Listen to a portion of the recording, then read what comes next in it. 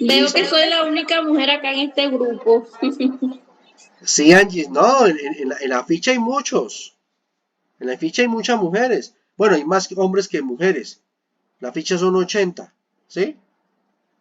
En el curso que está son 80 compañeros. Tienes 79 compañeros de toda Colombia, ¿sí? Pero pues no todo el mundo se conecta a la sesión. Sí, sí. Bueno, entonces ya estamos grabando la sesión. Ya estamos grabando la sesión, muy bien. Ahora sí voy a proceder a compartir pantalla.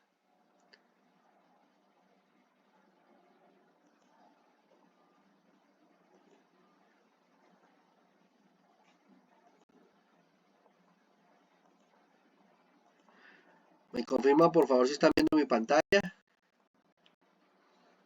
Sí, señor profe, correcto. Gracias. Gracias por la confirmación. Y pues también gracias a Dios que la plataforma la arreglaron muy pronto, porque como les dije, habíamos usado el rundón y es que estaba proyectado 15 días, esperar 15 días para tener acceso, pero gracias a Dios fue en la misma semana la solución, gracias a Dios. También ofrecerles disculpas, pues es una situación que a mí se me sale de las manos.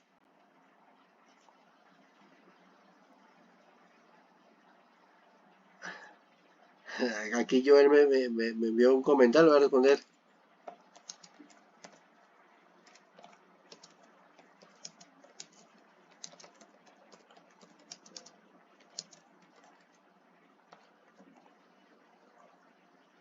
Muy bien, aquí ya le respondí. Entonces vamos a entrar al curso, picamos analítica de datos para los procesos logísticos. Entonces, siempre me gusta socializar el anuncio publicado para contextualizarlos, para que entremos en contexto.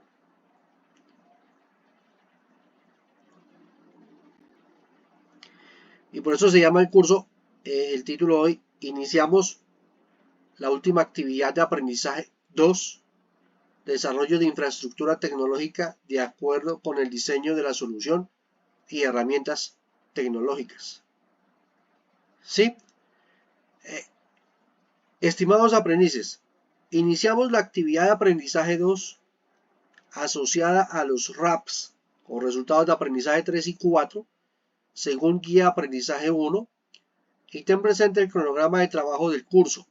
Estos RAPs 3 y 4 se desarrollarán entre el día 1 de noviembre hasta el día 19 de noviembre del presente año.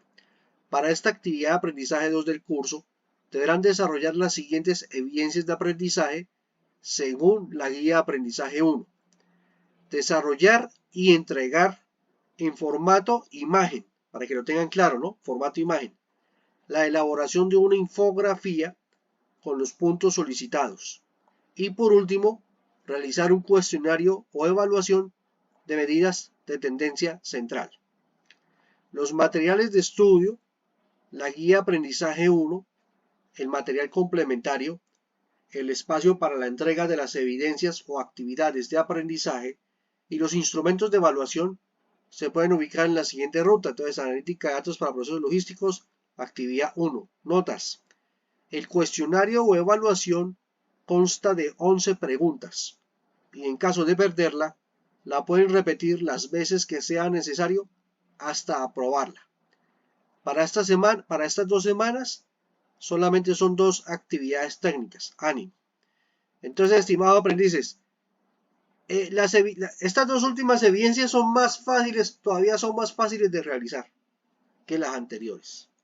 ¿Sí? Prácticamente este curso es fácil de realizar y aprobar, porque solamente son 4 evidencias. ¿Sí? Nuevamente, miren, vamos a repasar aquí, nos dice la mecánica de aprobación del curso. Mire. ¿Sí? Solamente son, mire, en las 2 primeras semanas son 2 evidencias de producto. Y en las 2 últimas semanas es otra evidencia de producto y una evidencia de conocimientos, o sea, la evaluación. Entonces, en total son 4 evidencias aprobadas. Al aprobar las 4 evidencias, pues ustedes se van a ganar el derecho a la certificación de aprobación de este curso. ¿Sí? Ahora, la evaluación yo la configuré para que en caso de que ustedes la perdieran, ustedes nuevamente la pueden repetir las veces que usted considere necesario hasta aprobarla. Recuerde, estimado aprendiz, que la calificación de la evaluación es automática, es inmediata. ¿Sí? La idea es que ustedes primero lean el material, el componente formativo, y luego pueden tomar apuntes, pueden hacer resúmenes. Esos son métodos de estudio que cada aprendiz puede desarrollar durante el proceso formativo. Ya después de realizar las respectivas lecturas, pueden proceder a responder la evaluación, que apenas son 11 preguntas. Y la calificación es inmediata. Ustedes responden la evaluación y de una vez verifiquen en calificaciones, a mano izquierda de su pantalla pican en calificaciones y verifiquen cuál fue el resultado de la evaluación. Si sacaron A de aprobado, listo, muy bien, la aprobaron, excelente. Pero si sacaron D de deficiente, entonces nuevamente la pueden repetir. ¿Sí? La pueden repetir N veces. La repiten y nuevamente miran en calificaciones. Si sacaron otra vez D de deficiente, pues vuelven y la repiten. Ya si sacaron A, listo, la aprobaron y déjenles. Es un chance que les estoy brindando a ustedes, mis estimados aprendices, porque estamos en la formación virtual. Ustedes saben que en la formación presencial, pues, ustedes, el instructor o el profesor le va a dar la hoja del examen, les va a tomar el tiempo, media hora, una hora, y listo. El que pasó, pasó, y el que perdió, perdió. O sea, ahí no tiene más chance. Aquí yo les estoy brindando oportunidades para repetir la evaluación. En caso de que la pierdan, pues la pueden repetir con el ánimo de aprobarla. ¿Está clara la información? Sí, señor. Ok, perfecto. Muy bien. Entonces, y lo mismo estén también verificando en las calificaciones, estén verificando en estos días que todas las evidencias estén aprobadas para aprobar el curso, para que ustedes ganen el derecho a la certificación. Este tema, esta segunda actividad de aprendizaje sigue que habla de desarrollo de infraestructura tecnológica de acuerdo con el diseño de la solución y herramientas tecnológicas. ¿Esto qué quiere decir? O sea, aquí se habla como desarrollar una infraestructura tecnológica, o sea, es como el manejo de base de datos o que ustedes de pronto van a tener la capacidad, como ustedes ya están analizando la información de los procesos logísticos de la empresa, pues puede ser que ustedes en alguno de los procesos logísticos, ya sea en el proceso de gestión de inventarios o en el proceso de transporte o el proceso de almacenamiento, de pronto ustedes tuvieron la idea, de pronto ustedes descubrieron que en su entorno laboral la empresa está fallando en algunas situaciones. Un ejemplo, no sé, yo no sé, ustedes los que trabajan, que están trabajando, pues tienen más contacto, de pronto, bueno, la empresa está fallando en esto. Muchas veces los jefes, es bueno socializarlos con el jefe inmediato, con el ánimo de mejorar. Si hay una falla del proceso logístico, buscar una solución, ¿cierto? Y si dentro de esa solución hay posibilidad o sea, si dentro de esa solución tenemos la posibilidad de armar, por ejemplo, que una base de datos en Excel para que cumpla la finalidad de esa solución, ¿cierto? Pues decimos el Excel porque pues es la herramienta más módica o económica que podemos emplear. O de pronto encontramos la solución, pero no se puede desarrollar en el Excel porque ya requiere de la adquisición o de la compra de un software especializado para satisfacer la necesidad de ese proceso logístico. Entonces ahí sí ya requiere que la empresa, pues, como decimos popularmente, se meta la mano al drill y saque los recursos para la compra de ese software para el mejoramiento de los procesos logísticos dentro de la organización. ¿Sí me hago entender? Entonces, esta actividad de aprendizaje lo que nos incita a eso, que busquemos con base en el componente formativo qué falencias pueda tener la empresa en aquellos procesos logísticos que nos permita tener la capacidad de discernir y de buscarle una mejora o un proceso de mejora continua a esa falencia o esa falla que esté presentando en ese momento la empresa, con el ánimo de buscar una solución. Si está dentro de nosotros la alternativa de poder brindar esa solución, pues mucho mejor, magnífico para la empresa. O si no, se nos sale de las manos, pues porque se requiere ya como un software especializado, pues por lo menos esto. También hay empresas de software, ¿sí? Hay empresas de software encargadas de diseñar soluciones personalizadas al tipo de la empresa. Es decir, normalmente las empresas de logística utilizan ciertos programas estándares para los procesos logísticos, pero también puede ser que la empresa o los directivos de la empresa quieran trabajar o desarrollar un software que sea especialmente diseñado para ellos, un software que se ajuste al un software que se ajuste al tipo de la empresa, al tamaño de la empresa, a los procesos logísticos de la empresa, ¿cierto? Voy a apagar la cámara para mejor conectividad, ¿ya? Y de pronto la empresa, ese proveedor empresarial que desarrollo de software, o sea, hay que buscar ese proveedor, hay que buscar esa empresa que tenga experiencia en el desarrollo de software logístico, porque es que el software hay para todo tipo, o sea, hay todo tipo de software. Entonces, cuando hay empresas que de pronto son fuertes en determinado, por ejemplo, el sector salud, no, podemos encontrar una empresa en el mercado, no, yo soy fuerte desarrollando programas y softwares para empresas del sector salud. Entonces, no sería como la ideal para nuestro caso. Pero si nosotros vamos a buscar empresas especializadas en el desarrollo de software o soluciones informáticas en el sector logístico, pues sí es una empresa que atañe a nuestra necesidad, porque si tenemos una falla logística o una falencia logística, pues nos interesa que ese software se ajuste a las necesidades de nuestra empresa y brinde la solución oportuna a la situación que se presente en nuestra empresa. Entonces, es ahí donde podemos encontrar empresas especializadas en el desarrollo de software o programas para el sector logístico. ¿De acuerdo? Por eso es que en la guía de aprendizaje, en la guía, o sea, en esta segunda actividad de aprendizaje, vamos a trabajar estos dos resultados. Mira, aquí dice, consolidar la información de acuerdo con los registros de los procesos logísticos. Es decir, o sea, cada proceso logístico requiere el almacenamiento de datos y es importante que ustedes van a desarrollar la capacidad de consolidar esa información en la base de datos o consolidarla o agruparla. Son habilidades. Lo que les decía, este curso, a pesar de que hablamos de procesos logísticos, también se relaciona con las habilidades informáticas que tenga el trabajador. ¿Sí? O sea, el trabajador también tiene que tener competencias en el manejo de programas computarizados o software por ejemplo, hay software de compras, hay software de inventarios, hay software de almacenamiento, hay software de despachos, hay software de rastreo, todo tipo de programas o software que el trabajador debe tener en capacidad de manejar esos programas. ¿Sí me hago entender? Sí, Luego señor. el Profesor, segundo. ¿cómo es el programa ese? Señor, Eso va en la imagen del programa. ¿Cómo es? sí, o sea, eh, por eso que el curso se llama, por eso que el curso se llama Analítica de Datos para Procesos Logísticos, ¿sí?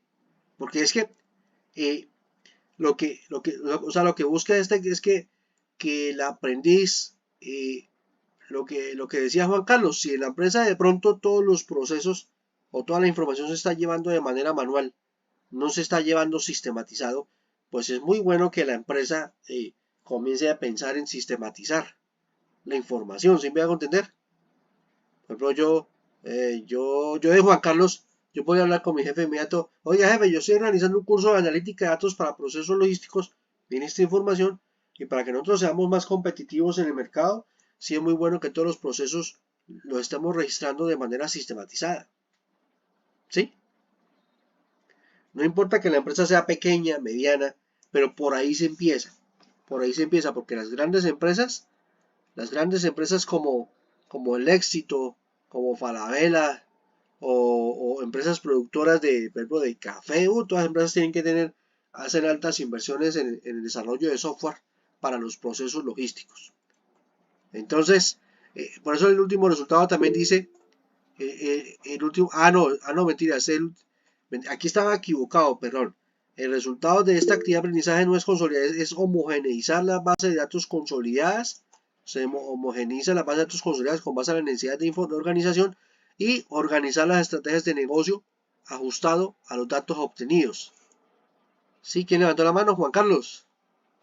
Cuénteme. Sí, señor. Bueno, en la empresa se manejan las dos. Se maneja ¿cómo es? Manual y se maneja, que es ahí donde el jefe quiere meterme en el tematizado. Así que Bueno, manual muy... son los que estamos en obra, o sea, los que estamos en zona donde no hay Sí, señal y eso, ya. Entonces ya él quiere facilitar un poco más y dice, no, te quiero tener acá en la oficina, porque a mí claro.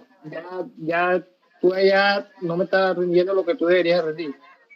Necesito que me rindes aquí porque tú tienes la capacidad para venirte para acá. Solo necesito que te capacites un poco más y mire, entiendas un poco sobre el sistema y esas cosas para que le amplíes el conocimiento y te haga más fácil para que ingreses acá Y en la eso fue lo que oficina. te dijo tu jefe a ti, Juan Carlos. Sí, señor. Pues muy bueno, Juan Carlos, muy bueno, muy bueno. Fíjese que pues yo diría que este curso no es suficiente, ¿no? Este curso te amplía el panorama, ¿sí?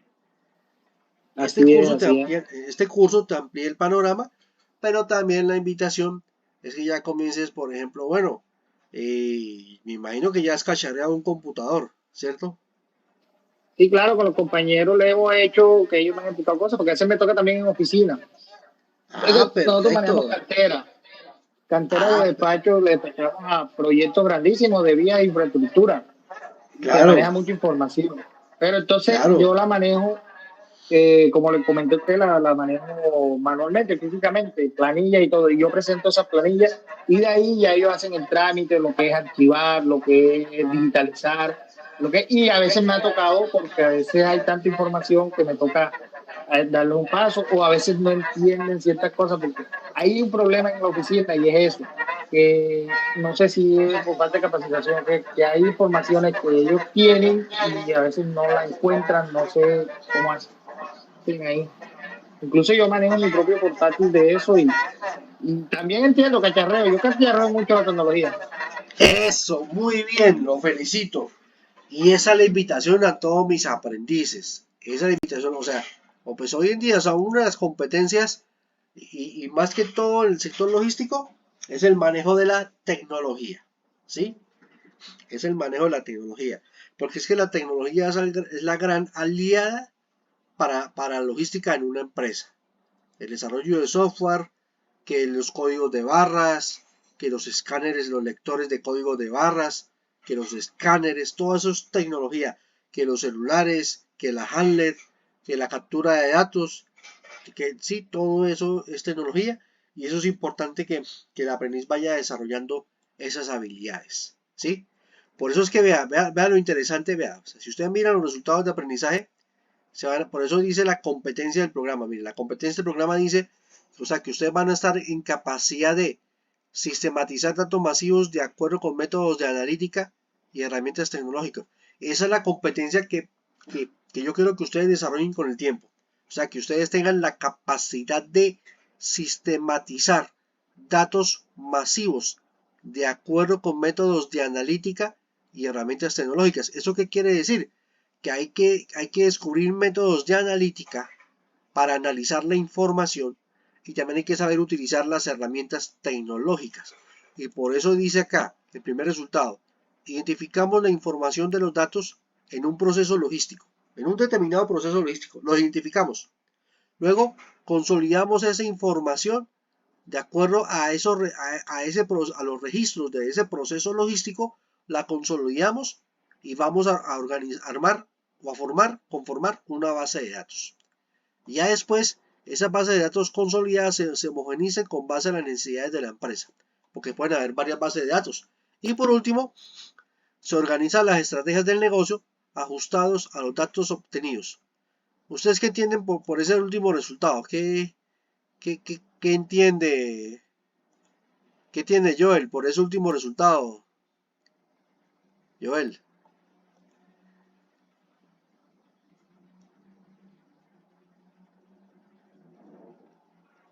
Por el que acaba de Y resaltar. después de un manejo de información, de ahí se da una hipótesis o se llega a dar una idea sobre todo lo que se ha obtenido en sí en los datos. O sea, puedes tener una idea más concreta de cómo está el manejo de toda la información.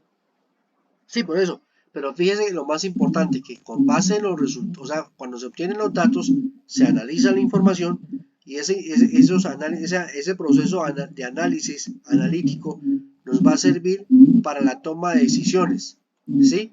A tomar las decisiones.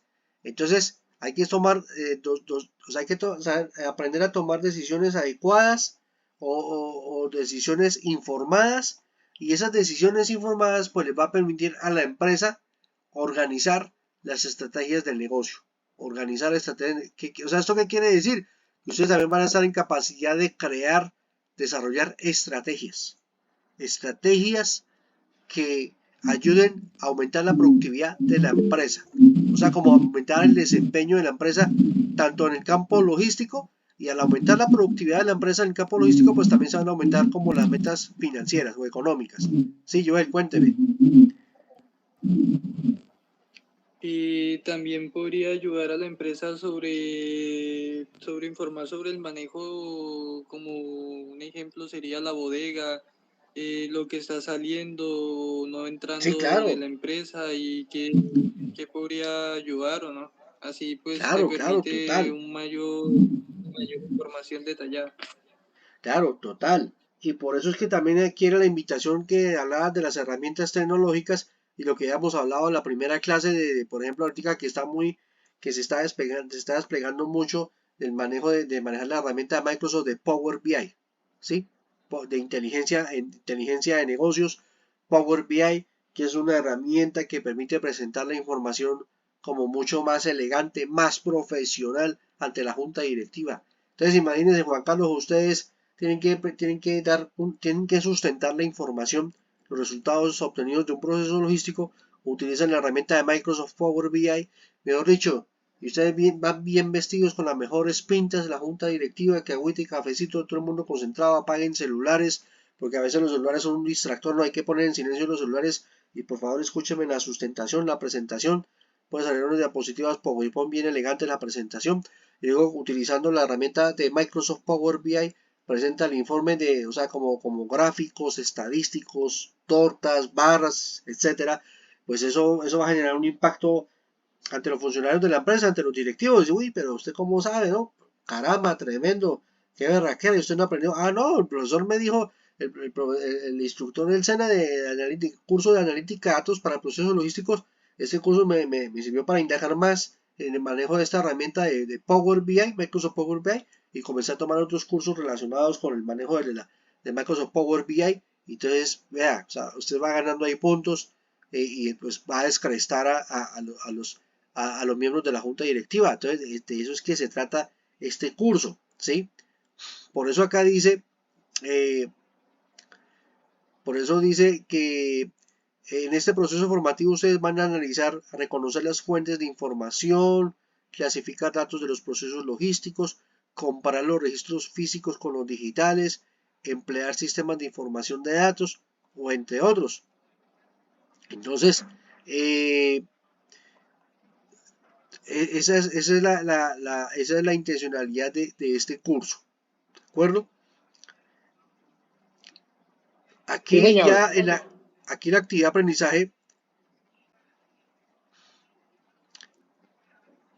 en la actividad de aprendizaje 2, desarrollo en la página 4 de la guía de aprendizaje, la página 4 de la guía de aprendizaje numeral 3.1.2, actividad de aprendizaje 2, desarrollo de infraestructura tecnológica de acuerdo con el diseño de la solución y herramientas tecnológicas. Entonces, la mayoría de las empresas utilizan sistemas de información en todos los niveles de operación para recoger, procesar y almacenar datos. Asimismo, agregan y difunden estos datos en forma de información necesaria para llevar a cabo las operaciones diarias de la empresa, como la toma de decisiones para adquirir conocimientos empresariales a partir de diferentes tipos de datos. Entonces, materiales de formación a consultar. Para desarrollar esta actividad adecuadamente se recomienda revisar los contenidos presentados en el componente formativo, administración y normativa de registros de información. Entonces, ese es el componente formativo. Buscamos ese componente formativo, picamos aquí en actividad 1. Este curso tiene, aquí está, mire, el segundo componente formativo número 2, administración y normativa de registros de información. Picamos acá clic, recurso educativo, nos enlaza a otra pestaña y este es el componente formativo que ahorita más tarde lo vamos a socializar, ¿sí? Seguimos aquí con la guía de aprendizaje. Entonces, ahora vamos a socializar el desarrollo de esta evidencia de la infografía. Como les dije, esta evidencia es en formato imagen. Entonces, desarrollo una infografía que incluya elementos que transmitan la información más importante sobre el manejo de los datos en el proceso logístico, gestión de inventarios, donde incluya custodia de inventarios, análisis de inventarios y planeación de la producción. ¿Sí? Que para conocer qué es una infografía, si nosotros picamos acá, vamos a ver si funciona el enlace. Sí, el enlace sí funciona, sí, efectivamente el enlace funciona. Entonces, ¿qué es una infografía? Definamos primero qué es una infografía, ¿sí? Una infografía es una colección de imágenes, visualizaciones de datos, puede ser gráficos de barra o gráficos circulares o de pastel, y un texto minimalista que resume un tema para que se pueda entender fácilmente. Es decir, en la infografía hay mucha imagen y poco texto, para que ustedes tengan claro cómo es una infografía. Por ejemplo, este es el ejemplo de una infografía. Este es el ejemplo de una infografía que utiliza elementos visuales y comunica la información de forma clara y precisa. Entonces, vean, esta es una infografía. Si yo la abro aquí, mira, aquí está como más grande la infografía. Esta es una infografía, por ejemplo, sobre la alimentación saludable. Entonces, ahí está el título, imágenes relacionadas con el tema y breves explicaciones breves, ¿sí? Tiene imágenes y explicaciones breves. Esa es una infografía. Puede ser esto para la evidencia, se requieren que sea en formato imagen, ¿sí? ¿Cuál es la clave para el desarrollo correcto de esta actividad? ¿Sí? Porque aquí está la clave para que ustedes no vayan a equivocar. Perdón, me salí de la presentación.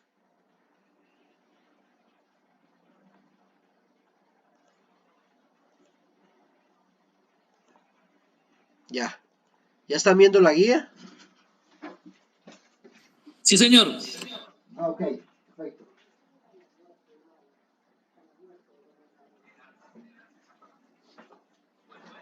Entonces, esta es la clave.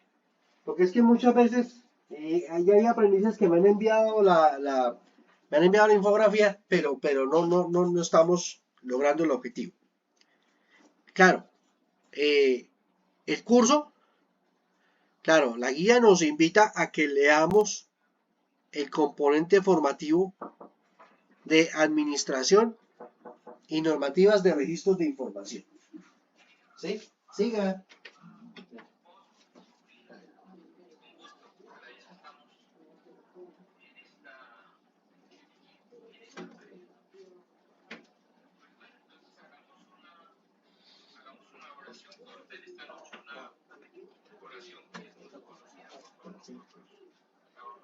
Entonces,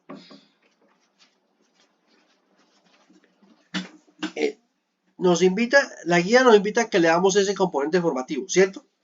Pero ese componente formativo habla de forma generalizada, o sea, todo lo que tiene que ver con la administración de los registros de la información, y su normatividad, o sea, como la parte jurídica, la parte de las leyes, porque hay una normatividad para tener en cuenta cómo administrar estos registros de información, ¿sí? Pero esta infografía prácticamente no puede ser que ustedes encuentren, puede ser que algunos elementos de la infografía sí la van a encontrar en el componente formativo, pero los otros elementos de pronto no la van a encontrar, ¿sí? Esto es para que ustedes lo tengan presente. Nuevamente decimos la evidencia, dice, el desarrollo de la actividad dice, desarrolle una infografía que incluya elementos, o sea, cuáles son los elementos que ayudan a transmitir, que incluya elementos que transmitan la información más importante sobre el manejo de los datos en el proceso logístico, gestión de inventarios. ¿Esto qué quiere decir? Que la infografía que ustedes van a desarrollar debe tener relación con este proceso logístico, con la gestión de inventarios. Bueno, dicho, es como si ustedes van a desarrollar una infografía, o sea, ustedes me van a resumir en esa infografía el proceso logístico de gestión de inventarios. ¿De acuerdo? Y en ese proceso logístico de gestión de inventarios van a hablar estos elementos, mire. La custodia de los inventarios, el análisis de los inventarios y la planeación de la producción. Eso es clave para el desarrollo correcto de esta evidencia. ¿Ha sido clara? ¿Sí comprendieron cómo la deben realizar? Sí, señor. ¿O tienen dudas?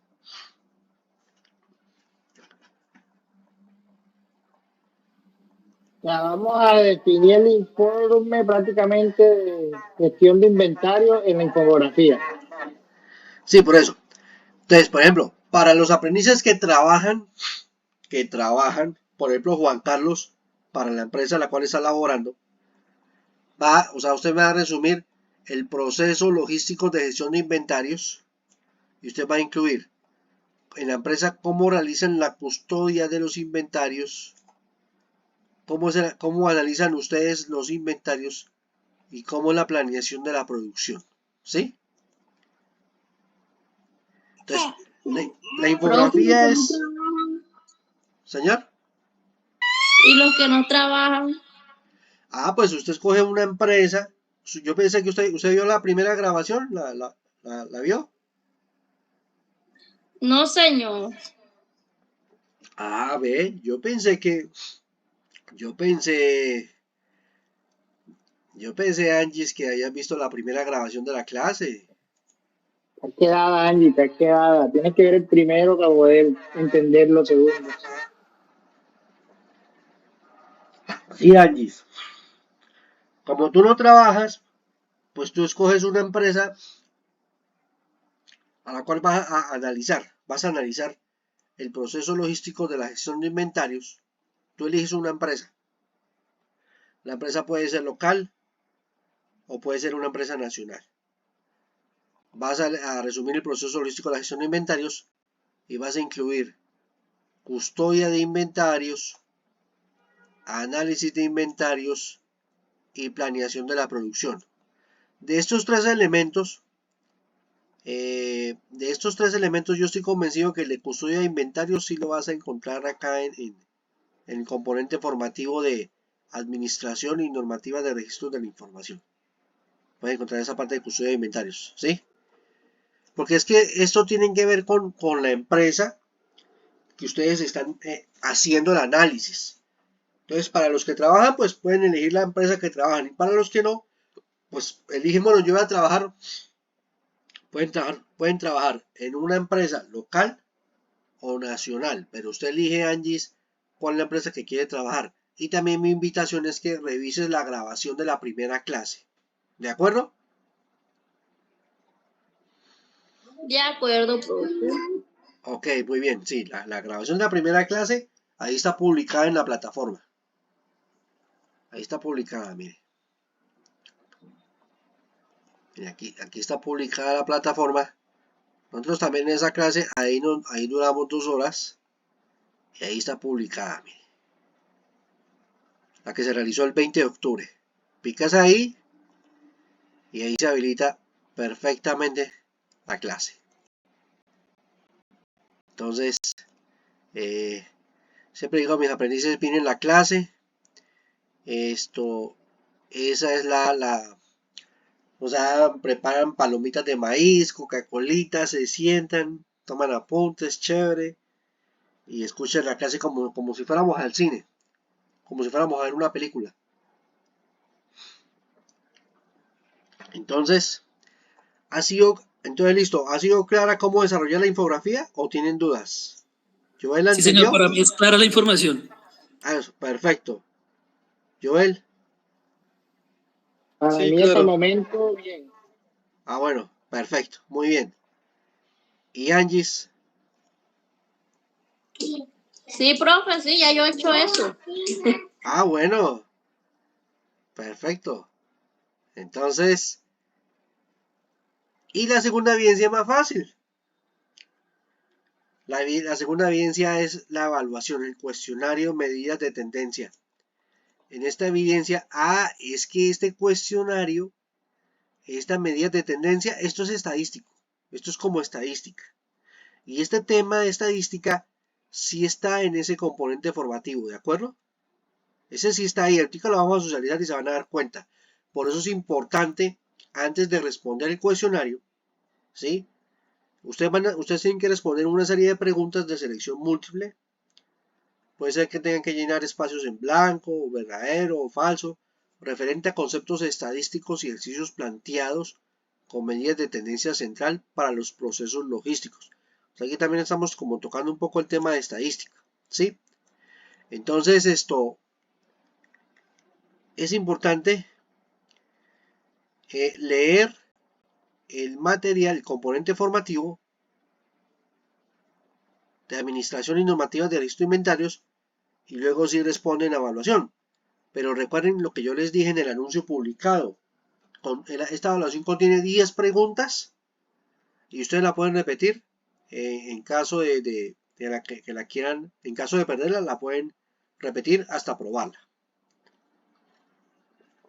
Recuerden que la calificación es inmediata. Ahora sí vamos a socializar ese componente formativo. Vamos a socializarlo. Por eso, mire, administración y normativa de los registros de información. Los sistemas de información logística sirven para unir datos involucrados en una o varias ocupaciones en la cadena de abastecimiento o procesos logísticos en tiempo real. Se almacenan y se entregan por medio de gráficos dinámicos, reportes o informes. Cuando el departamento logístico lo necesita y este paralelamente lo comparte, cumpliendo con normativa de tratamiento de datos vigente hasta llegar al cliente final. Estos son los contenidos que tiene este componente formativo. Tiene estadística descriptiva, que aquí está lo del cuestionario. Tiene instrumentos de validación, confidencialidad de la información, técnicas de análisis de datos y el proceso administrativo. Y una actividad didáctica que ustedes la pueden desarrollar, pero esta actividad didáctica pues no es calificable. Entonces la introducción. Vamos a visualizar, vamos a observar este pequeño video.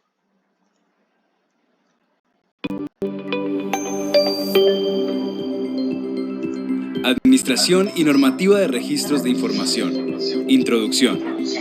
Las empresas utilizan sistemas de información en todos los niveles de operación para recoger, procesar y almacenar datos.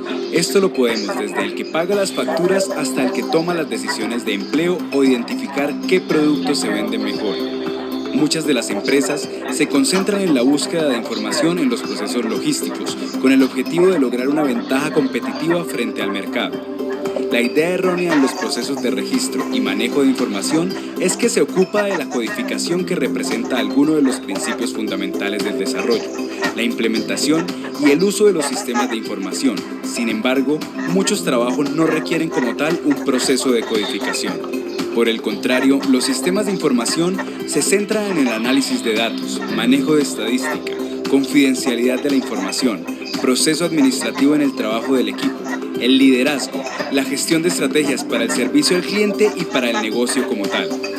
Podemos considerar que la administración de registro de información se trata de un campo donde la demanda de personal calificado se está incrementando día a día y el mercado ofrece diferentes alternativas para el talento humano formado en estas competencias para su crecimiento laboral y personal. Podemos considerar que la administración de registros de información es un campo de alta demanda de personal calificado, por lo que el mercado requiere de talento humano formado en estas competencias.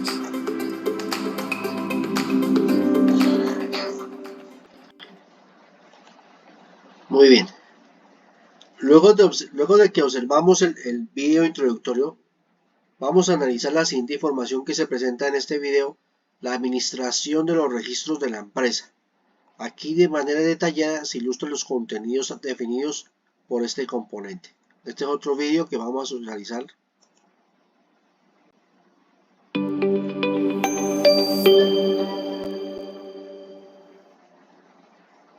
Administración, registros de información en la empresa. El día de hoy vamos a hablar de la administración de registros de información en la empresa. Entendemos su definición de administración de registro como documento o entidad electrónica o física de la organización que sirve como prueba de una actividad o transacción realizada por la organización y que se debe observar durante un determinado periodo de tiempo. Por ejemplo, podemos enumerar una toma de datos para valorar un trabajo a realizar, un listado de asistencia de personal a alguna capacitación o a algún ambiente de clase, una oferta, una cotización, un presupuesto, un acta de reunión, un contrato o un informe. Planeación de administración de registros. En este tema vamos a describir los pasos de la planeación que deben seguirse para asegurar de que el sistema de administración de registros que implemente logre los objetivos de administración de registros dentro de la organización. A continuación, describiremos el proceso de la planeación de la administración en 10 actividades de registro. La primera, entonces, es identificar roles de administración de registros. Una administración de registros satisfactoria requiere roles especializados, tal como un administrador de registros, la persona encargada del cumplimiento de las directivas, una persona especialista en manejo de tecnologías de la información para implementar los sistemas de manera eficaz y una persona administradora de contenido para identificar dónde se guarda la información de la organización y para garantizar que los equipos sigan los procedimientos de administración y registros. Segundo, analizar el contenido de la organización. Antes de crear un plan de archivos, los administradores de registros y los administradores de contenido realizan una encuesta o un estudio sobre el uso de documentos en la organización y determinar qué documentos y qué elementos pueden convertirse en registro. Tercero, desarrollar un plan de archivos. Una vez analizado el contenido de la organización y determinadas las programaciones de retención de contenido, los planes se describen en qué elementos la empresa reconoce como registros, dónde irán almacenados, describen los periodos de retención y proporcionan información adicional como una persona encargable o responsable de la administración. Cuarto, desarrollar programación de retención. Para cada tipo de registro determine cuánto se va a dejar de estar el archivo en uso, cuánto tiempo debe conservarse después y cómo debería eliminarse al final. Aquí tendremos en cuenta la normatividad vigente para guardar información. Evaluar y mejorar los procedimientos de administración es el quinto punto. Asegurarse de que se apliquen las directivas obligatorias en los repositorios de documentos. Un ejemplo es que el contenido que se audite correctamente junto con todos sus registros en el momento que sea requerido por alguna entidad estatal o por la misma empresa para alguna información. Bueno, vamos a hablar el punto 6, diseñar la solución de administración de registros. Aquí se determina si se va a crear un archivo de registros para administrar los archivos en el contexto o si se usa una combinación de dos o más métodos. 7. Planear cómo el contenido se convierte en registros. La administración de registros puede crear flujos de trabajo personalizados para mover documentos a un archivo de registros. Si usa un sistema de administración de documentos externo, puede planear y desarrollar interfaces que muevan el contenido de estos sistemas al archivo de registros, que declaren un documento como un registro y no muevan el documento. 8. Planear la integración del correo electrónico. Acá determinar si va a administrar registros de correo electrónico el sistema o si se van a administrar los registros dentro de la propia aplicación del correo electrónico. 9. Planear el cumplimiento del contenido social.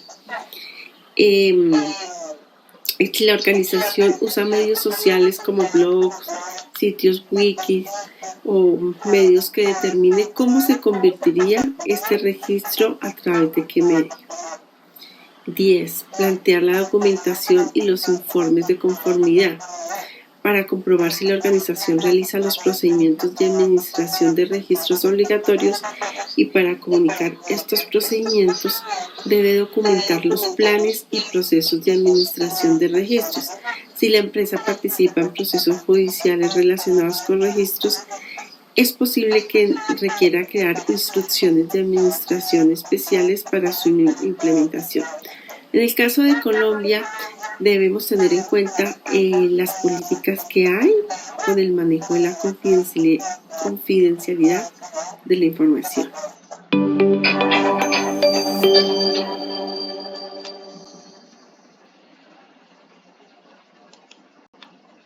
Muy bien, continuamos con la socialización del componente informativo.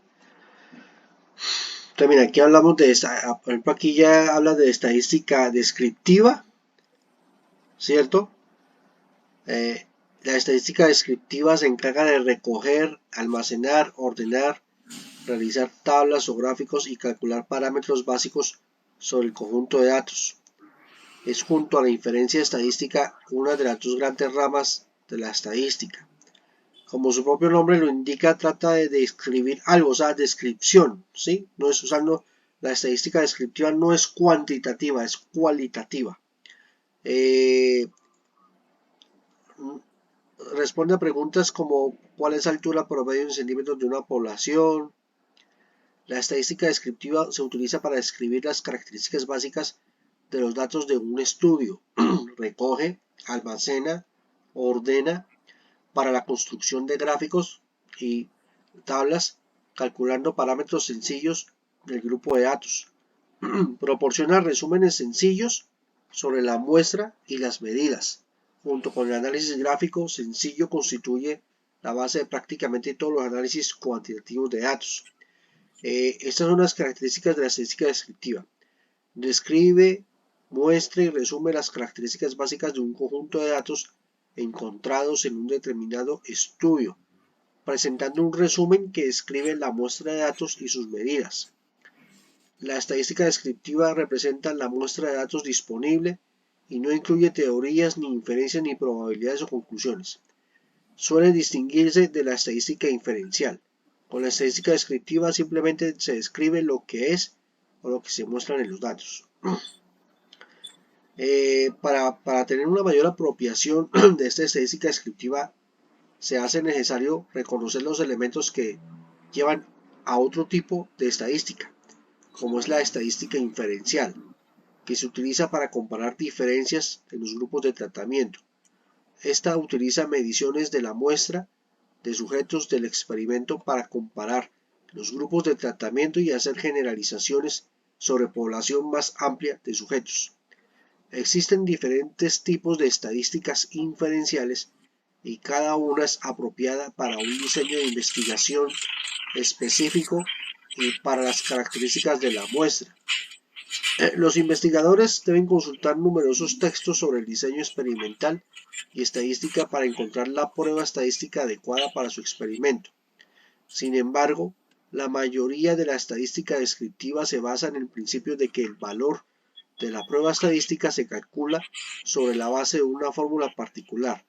Ese valor, junto con los grados de libertad, una medida relacionada con el tamaño de la muestra o criterios de rechazo, se utilizan para determinar si existen diferencias entre los grupos de tratamiento. De esta manera se puede aportar a los detalles que se comparten desde la estadística descriptiva. Aquí dice, por ejemplo, que la estadística descriptiva se utiliza para presentar descripciones cuantitativas de forma manejable. En un estudio estadístico podemos tener diferentes medidas o puede que midamos un gran número de personas en alguna medida. También nos ayuda a simplificar grandes cantidades de datos de forma razonable. Cada estadística descriptiva reduce muchos datos a un resumen más amplio. Ese es un ejemplo. Mira, aquí hay un ejemplo de esta estadística descriptiva. Por ejemplo, un simple número utilizado para resumir el rendimiento de un bateador en el béisbol. La media de bateo, este número es simplemente el número de hits dividido por el número de veces que se batea. Con 3 dígitos significativos un bateador puede batear 0,3, pero acierta una vez cada 3 veces al bate. Uno que batea 250 estaría bateando una vez en 4.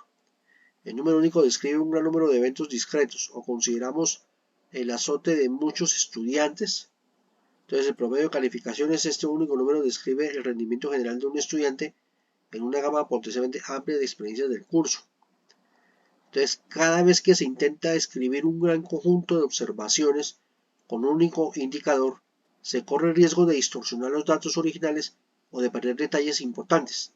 La medida de bateo no indica si el bateador está bateando jonrones o sencillos. No dice si ha tenido una mala racha o una buena racha. El promedio de calificaciones no dice si el estudiante estaba en cursos difíciles o fáciles, o si eran cursos en su campo principal o en otras disciplinas. Incluso teniendo en cuenta estas limitaciones, la estadística descriptiva ofrece un potente resumen que puede permitir comparaciones entre personas u otras unidades. Ahora aquí, estas son las medidas de tendencia. Este tema no es difícil, este tema es el que se relaciona con la prueba de conocimientos o la evaluación o el cuestionario de 11 preguntas para que ustedes lo tengan presente. Las medidas de tendencia central se definen como una estimación del centro en una distribución de valores. Hay 3 tipos principales de estimaciones de la tendencia central. Estas son las medidas, mire, media, mediana y moda. ¿Sí? La media es probablemente el método más utilizado para describir la tendencia central. Para calcular la media, lo único que hay que hacer es sumar todos los valores y dividirlos por el número de valores. Un ejemplo, la media o promedio de la puntuación de un examen se determina sumando todas las puntuaciones y luego se divide por el número de estudiantes que se presenta al examen. Estos son, por ejemplo, estas son las calificaciones. ¿Sí? Aquí tenemos 15, 20, 21, 20, 36, 15, 25, 15. Esas son las notas. ¿Cuántas notas hay? Hay 1, 2, 3, 4, 5, 6, 7, 8. Es como si fueran 8 estudiantes. Entonces, sumando estos 8 valores nos da 167. La sumatoria de esto está 167. Y lo dividimos por el número de estudiantes que sacaron estas notas, que son 8. Entonces nos da como resultado 20,87. Ejemplo, miren, miremos, aquí está. 15 más 20 más 21 más 20 más 36 más 15 más 25 más 15. nos da los 167 efectivamente. Lo dividimos en 8 estudiantes, es 20,875. Esto lo podemos redondear a 20,9 o 21. Lo podemos redondear, no hay ningún problema. Ahora, vamos a socializar el tema de la medida de tendencia de la mediana. La mediana es la puntuación que se encuentra en el centro exacto del conjunto de valores. Es una forma de calcular la mediana, es enumerar todas las puntuaciones en orden numérico.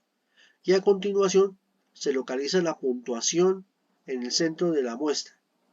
Este es un ejemplo. Si hay 500 puntuaciones en la lista, ¿cierto? O sea, son 500. ¿Cuál sería la mitad de 500? 250. Por ejemplo, esa es la mediana. Esa es la mediana. Ahora acá, si ordenamos las 8 puntuaciones, las 8 calificaciones, las ordenamos de menor a mayor, ¿sí? La primera a la izquierda es 15, 15, 15, luego 20, 20, luego 21, 25, 20, 36. O sea, de menor a mayor. Están ordenadas de menor a mayor. Hay 8 calificaciones, 8 puntuaciones. Entonces, ¿cuál sería el punto medio? El punto medio, ¿sí? Está diciendo que hay 8 puntuaciones y las puntuaciones 4 y 5 representan el punto medio. ¿Qué quiere decir la puntuación 4 y 5? O sea la casilla número 4 y la casilla número 5. Entonces contamos, de izquierda a derecha contamos. 1, 2, 3, 4 y 5. Ahí está, mire, o sea, 20 y 20. O sea, esos dos datos, esas dos calificaciones representan el punto medio. Como ambas calificaciones tienen la misma nota, 20, entonces la mediana es 20. Si las dos puntuaciones intermedias, o sea, si estas dos notas o calificaciones tuviesen cantidades diferentes, entonces habría que interpolar para determinar la mediana. ¿Sí? O sea, habría que interpolarla para determinar. Aquí la mediana es 20, pero si fueran diferentes, habría que interpolarla para determinar la mediana. ¿De acuerdo? Ahora, la moda. La moda es el valor que se repite con mayor frecuencia. Es el que aparece con más frecuencia en el conjunto de puntuaciones. O sea, para determinar la moda, podemos volver a ordenar las puntuaciones como indicamos en la mediana, de menor a mayor, ¿cierto? Y luego de contar cada una de ellas, o sea, el que más se repite. Acá están los valores, mire. Entonces, de estas cifras, ¿cuál es el que más se repite? El 15. Exactamente, esa es la moda. Eso es lo que llamamos moda. Luego de contar cada una de ellas, el valor más frecuente es la moda. En nuestro ejemplo, el valor es el 15. ¿Por qué? Porque aparece 3 veces y es el modelo. Entonces, en algunas distribuciones hay más de un valor modal. Por ejemplo, en una distribución bimodal hay 2 valores que aparecen con mayor frecuencia. Entonces, fíjense que el promedio es muy fácil. El promedio es la sumatoria de las cantidades y se divide por el número de las cantidades. Para este caso son 8 calificaciones. Sumamos las calificaciones, aquí no importa el orden, y lo dividimos por 8 porque son 8 calificaciones y eso nos da el promedio o la media. Y la mediana es el número que vamos contando, por ejemplo, aquí sí se ordenan de menor a mayor. De izquierda es el menor, a derecha es el mayor. Y era como si con la yema de los dedos, cogemos la yema de los dedos, tengo la yema del dedo izquierdo y la yema del dedo derecho. Entonces comienzo, punto, 15.36, 15.25, 15.21, 20.20. Ahí está la mediana. La mediana es 20. Y la moda, aquí miramos, también contamos, aquí contamos cuál es el número que más se repite. Entonces, el número que más se repite acá sería el 15. Esa es la moda. Entonces es un tema que no es difícil. ¿Ha sido claro sobre la mediana, promedio, mediana y moda? Sí, señor. Ah, bueno, perfecto. Ahora, aquí hay otros métodos estadísticos que son fórmulas matemáticas, modelos subtécnicos que se utilizan en el análisis estadístico de los datos brutos de una investigación. Existe información de los datos y proporcionan diferentes formas de evaluar la solidez de los resultados para esa investigación. Hay datos cualitativos y datos cuantitativos. Recuerden que los datos cualitativos es una cualidad, ¿sí? No son estructurados, no se miden necesariamente con números duros que se utilizan para elaborar gráficos y diagramas, pero se pueden clasificar en función de propiedades, atributos, etiquetas o identificadores. Mientras que los datos cuantitativos sí tienen que ver con cantidades, con números. Se utilizan para formular la pregunta ¿por qué? Se trata de investigación a menudo está abierta, que se lleve a cabo una investigación más profunda. La generación de estos datos se utiliza para teorizaciones, interpretaciones, desarrollo de hipótesis y comprensiones iniciales. Entonces, por ejemplo, aquí para los datos cualitativos tomamos el ejemplo de una librería. Las siguientes características de esta librería determinan la calidad de la información que tenemos sobre ella. Entonces, aquí, por ejemplo, la librería está fabricada en madera, fue construida en Bogotá, el color es marrón oscuro, tiene pomos de color bronce, tiene un acabado liso y es fabricado en roble. Esas son como las características de esa librería. Mientras que los datos cuantitativos sí son estadísticos y suelen ser de naturaleza estructurada, es decir, son más rígidos y definidos. Esos datos se miden mediante números y valores, lo que los convierte en un candidato más adecuado para analizar los datos. Es decir, mientras que los datos cualitativos están abiertos a la exploración, son muchos más concisos y cerrados, ¿sí? Los datos cuantitativos, ¿sí? Los datos cuantitativos son más concisos y cerrados y las podemos utilizar para formular preguntas de cuánto, o sea, cantidad, ¿no? ¿Cuántos? Seguida de la información concluyente. En cambio aquí los datos cuantitativos la podemos generar, o sea, se pueden generar los datos cuantitativos si lo podemos obtener mediante pruebas, experimentos, encuestas, informes de mercado y métricas. Entonces, de esta manera, en este siguiente esquema se comparten los elementos esenciales del método estadístico.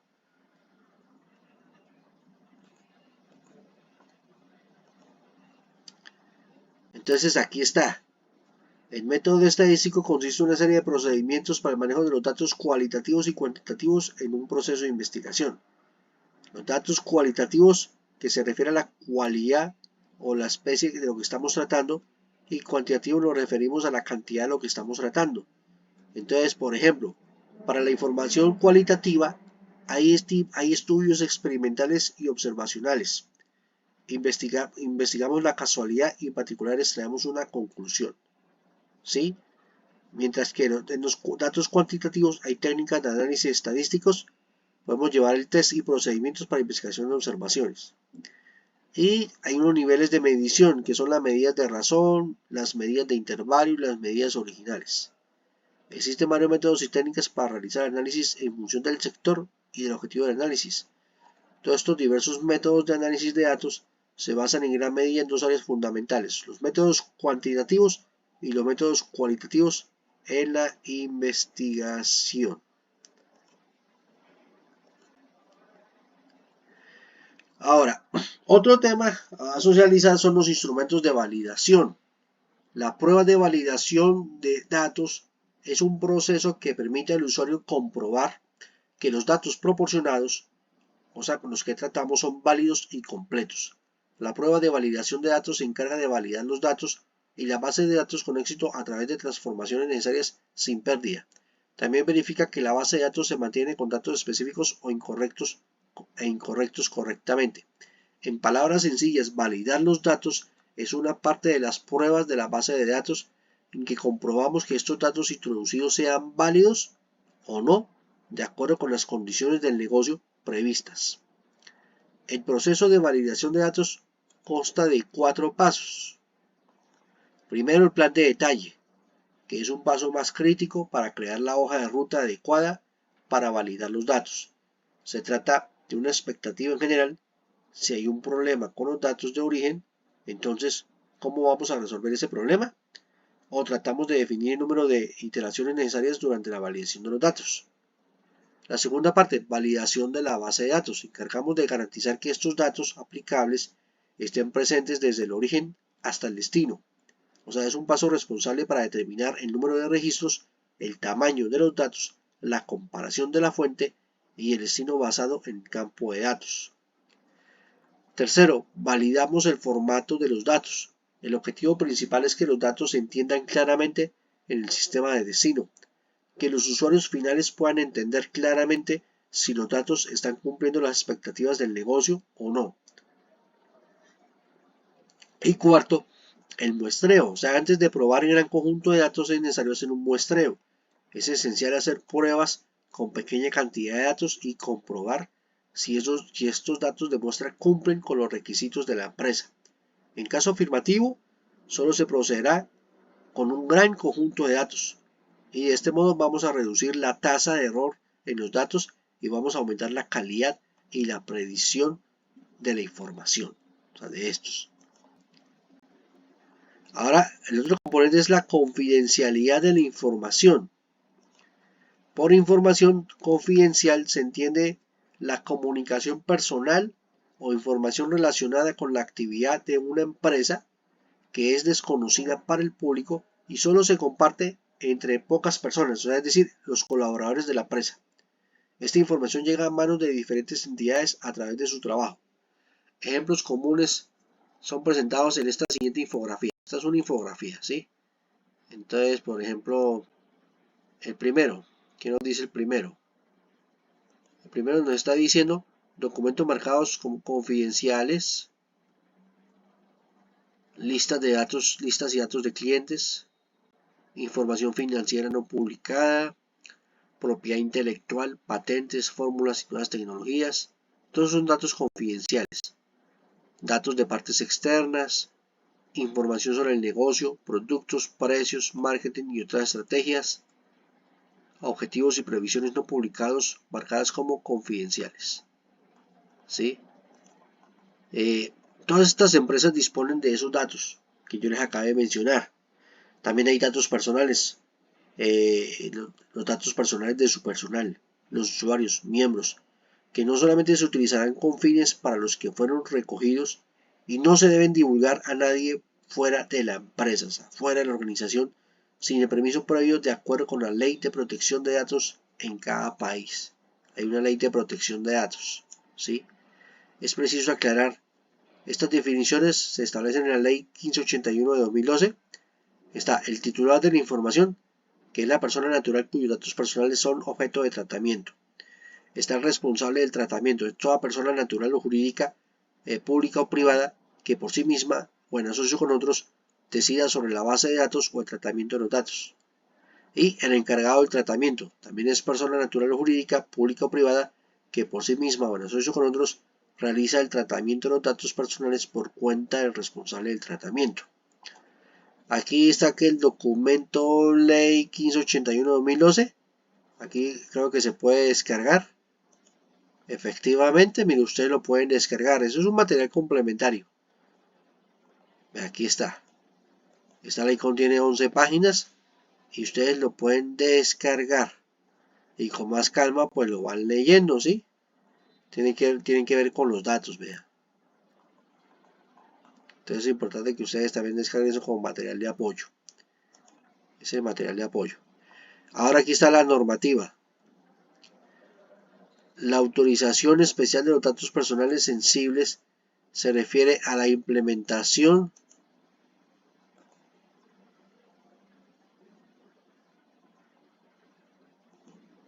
y el uso de diferentes medios disponibles para la obtención de los datos con la autorización de los titulares. Es decir, el manejo de estos datos, no obstante, deben facultar que no se tiene la obligatoriedad de otorgar autorización por el tratamiento de los datos personales. Entonces, primero, por ejemplo, el nombre y la razón social del domicilio responsable, el tratamiento al cual son sometidos estos datos.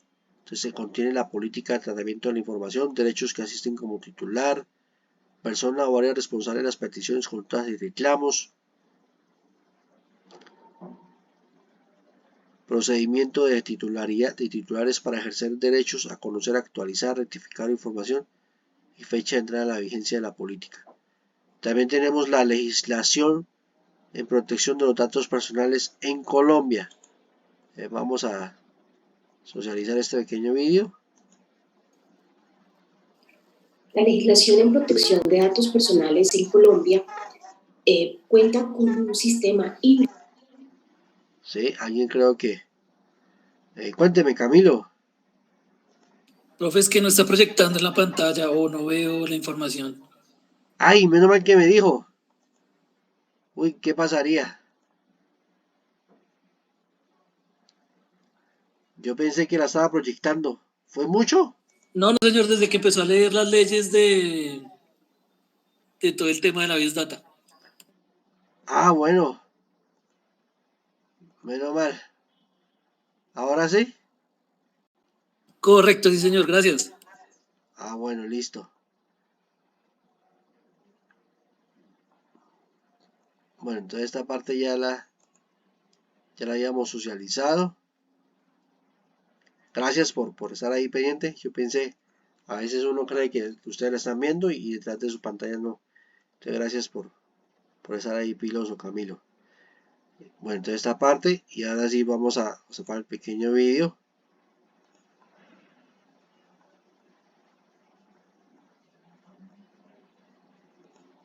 Es decir, no existe dos legislaciones en materia de protección de datos personales. Una ley sectorial, como es la ley 1266 del 2008, que regula el habeas data financiero, y por otro lado la ley 1581 del 2012, que regula el habeas data en general. La protección de datos personales en Colombia, a partir de estas dos legislaciones, ha ido evolucionando a través de sus decretos reglamentarios. En la mayor parte, de países europeos, por ejemplo, se encuentra un régimen homogéneo, es decir, un estándar de legislación en protección de datos personales que aplica a cualquier tipo de dato personal. Entre tanto, países como Estados Unidos encontramos una legislación sectorial que encontramos reglamentado de acuerdo al sector educativo, sector salud, por ejemplo, sector financiero. En el caso colombiano tenemos un sistema híbrido, como les decía, es decir, tenemos ambos sistemas. A partir de eso, esas dos legislaciones que por supuesto vienen a desarrollar lo que es el artículo 15 y 20 de la Constitución Política, es decir, el derecho al buen nombre, el derecho a la data, el derecho a la intimidad, y por otro lado el derecho a la información, obviamente en el contexto del manejo de la información personal, y se desarrollan a través de estas dos legislaciones. A su vez, encontramos la sentencia de constitucionalidad 748 del 2012 y la ley 1581 del 2012 y el decreto único reglamentario. Asimismo, encontramos las circulares de la Superintendencia de Industria y Comercio, que se encuentran consolidadas en la circular única título 5 de la Superintendencia de Industria y Comercio. Y por último, encontramos la guía de responsabilidad demostrada. Vamos a mirar cada uno de esos instrumentos jurídicos. Primero, la ley 1266 del 2008 desarrolla el derecho constitucional a habeas data, es decir, el derecho que tienen todas las personas a conocer, actualizar, rectificar la información que hayan recogido ellas, pero aquí será en bases de datos, ¿bien? Y archivos de entidades financieras, crediticias, comercial, de servicios y la proveniente de terceros países. En este caso, se regula el habeas data financiero, es decir, ese dato financiero relativo al comportamiento crediticio, relativo al comportamiento o a la información financiera del titular del dato, y establece unas reglas específicas en la circulación de esta información. En este caso, esta ley sí tiene una serie de excepciones para la circulación de la información, porque es una información que requiere circularse entre agentes del sistema, obviamente respetando este derecho a la habeas data y por supuesto también respetando la autorización para el tratamiento de datos. Entonces, en este sentido, cuando nuestra organización o maneje, haga, por ejemplo, solicite o haga reportes a centrales de riesgo o haga consultas a centrales de riesgo, por ejemplo, pues tendrá que cumplir con los requerimientos establecidos en esta ley, por lo menos en el tema de las autorizaciones. Tratándose de una entidad financiera crediticia, tendrá que cumplir a cabalidad con esta ley o una empresa de gestión de cobranzas, por ejemplo. Esta ley también es muy importante para las personas que están reportadas en las centrales de riesgo, porque establece mecanismos especiales para que esa persona pueda solicitar la actualización, la rectificación, la supresión de su información del reporte negativo, porque le va a afectar, por supuesto, le va a afectar su reputación comercial, y eso le va a afectar también para poder desarrollar futuros negocios. Por otro lado, está la ley 1581 del 2012. La ley 1581 del 2012 también desarrolla el derecho constitucional de habeas data, bien, pero en este sentido, en cualquier base de datos, bien, de cualquier organización, en cualquier entidad pública y privada. Bien, esta ley 1581 pues vamos a desarrollar en otros módulos, pero esta ley 1581 es fundamental porque aplica a todas organizaciones, a todas las organizaciones, sin excepción alguna, tanto para entidades públicas como para entidades privadas. Aquí la excepción viene dada es más bien por las bases de datos. Van a haber bases de datos que no le van a aplicar a esta ley. Por ejemplo, aquellas de inteligencia y contrainteligencia. Por ejemplo, aquellas que tengan un fin periodístico. Pero no implica que esa entidad que gestione esa base de datos no le aplique la ley. Entonces son cosas completamente diferentes que pues, debemos de tener dicha claridad. Por otro lado, encontramos el capítulo 25 del Decreto Único Reglamentario 1064 del 2015. Este capítulo 25 recoge los decretos reglamentarios de la Ley 1581 del 2012 y también de las legislaciones de la Ley 1266. En este capítulo, ¿qué vamos a encontrar? Un desarrollo, pues lo que encontramos en el decreto 1377 del 2013, que quedó incorporado en este capítulo, todo lo relacionado a la gestión de autorizaciones para el tratamiento de datos, cuando se entiende una autorización expresa, cuando se entiende una autorización por conducta inequívoca, qué debe contener la política de tratamiento de información, ese paso a paso o esos puntos que debe hacer parte. También establece el ejercicio de los derechos del titular del dato, por ejemplo, cómo ejercer la consulta, el reclamo, por ejemplo. También establece los requerimientos para la transferencia y las transmisiones de datos personales internacionales, es decir, cuando esa información está o transita, más que transita, se transfiere o se transmite a terceros países. Y por último, establece las reglas del Registro Nacional de Base de Datos, es decir, ese reporte o esa actualización periódica que tienen que hacer las organizaciones ante la Superintendencia de Industria y Comercio para validar que esté cumpliendo o que tenga una buena gestión de sus bases de datos. Por otro lado, lo menos importante, está la sentencia de constitucionalidad 748 del 2011, perdón. En esa sentencia, ¿por qué la resaltamos? Pese a que, bueno, no podemos decir la sentencia propiamente no es legislación, pero son instrumentos jurídicos supremamente importantes porque esa sentencia le da la constitucionalidad, la legalidad a la ley 1581 del 2012, en tratándose de un derecho fundamental, por supuesto, se tramita con una ley estatutaria. Pero más allá de eso es porque esta sentencia dicta la interpretación que se le debe hacer a algunos artículos de la ley 1581. ¿Bien? Y en ese sentido, la Corte Constitucional hace precisiones de la forma en que nosotros debemos interpretar algunos artículos de la misma. Por eso es tan importante que tengamos siempre a la mano esta pieza jurisprudencial.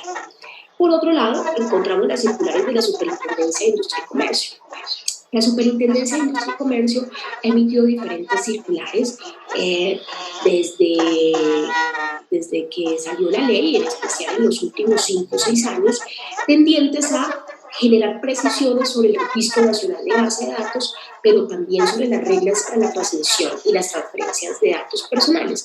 En ese sentido, lo que les recomiendo es que, en este caso, esas circulares están están incorporadas en la circular única de la Superintendencia de Industria y Comercio, en especial el título quinto, y allí vamos a poder encontrar todas esas reglas, todas esas especificaciones que establece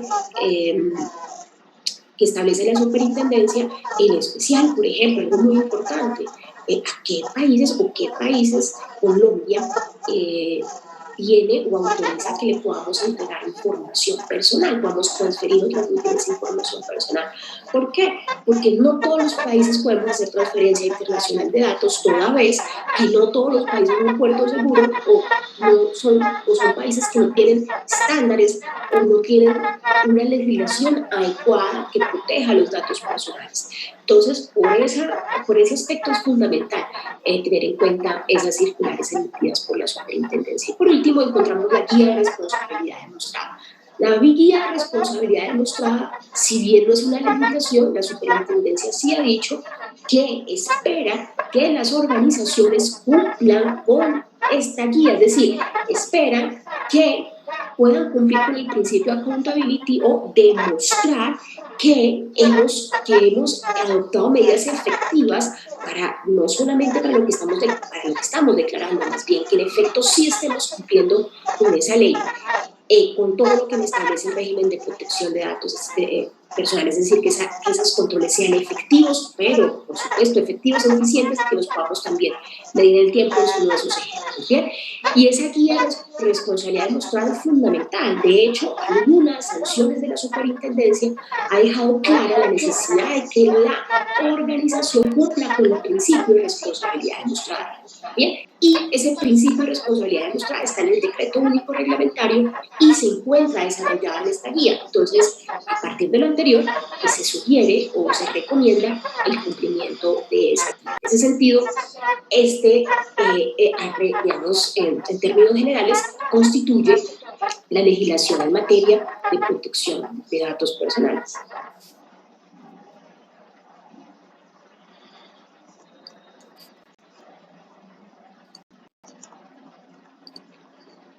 Muy bien. Ahora está el tema del habeas data.